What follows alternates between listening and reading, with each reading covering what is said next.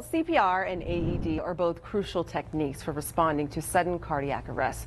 And knowing these skills can increase a person's chance of survival during cardiac arrest. Well, joining us now, Dr. Lozzi. And I know you're here to talk about some shocking facts when it comes to cardiac arrest. So let's get to it. Yes, man. So a couple of things, or a lot of things, more than a couple. So people don't realize that when somebody has sudden cardiac arrest, that they can die really easily, right? Only 1 out of 10 people survive on average. If you use, however, some of the things that we're going to talk about today, CPR and AED, you can get that up to 50%.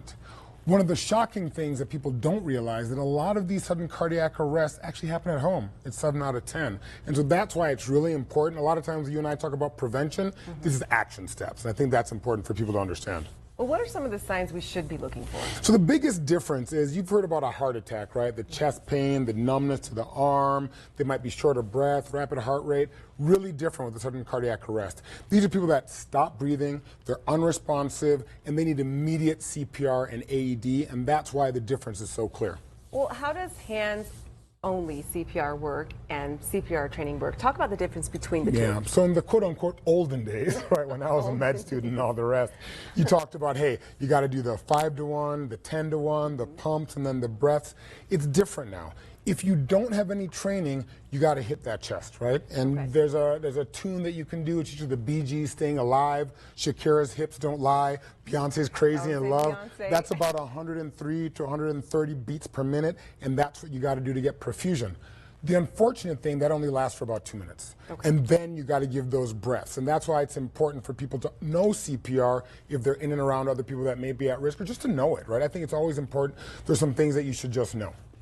Well, what exactly are AEDs? Yeah, so automated external defibrillators. So these are devices that are automated. They can actually measure the rhythm of your heart, or like an EKG, right? And they will tell you shock or don't shock. When you combine shocking with an AED plus CPR, you can increase the rate of survival by up to 500%.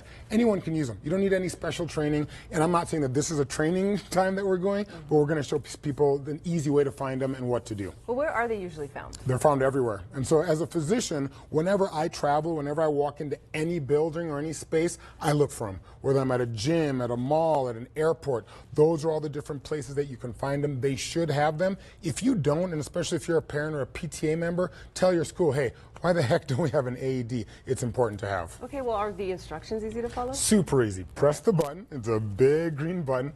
Press it on. Place the pads, upper right chest, middle left, and then let it work.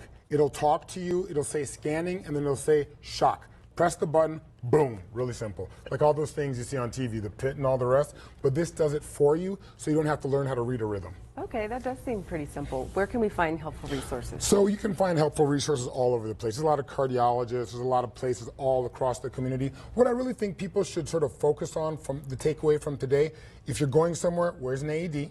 If you have somebody that's older, just learn CPR.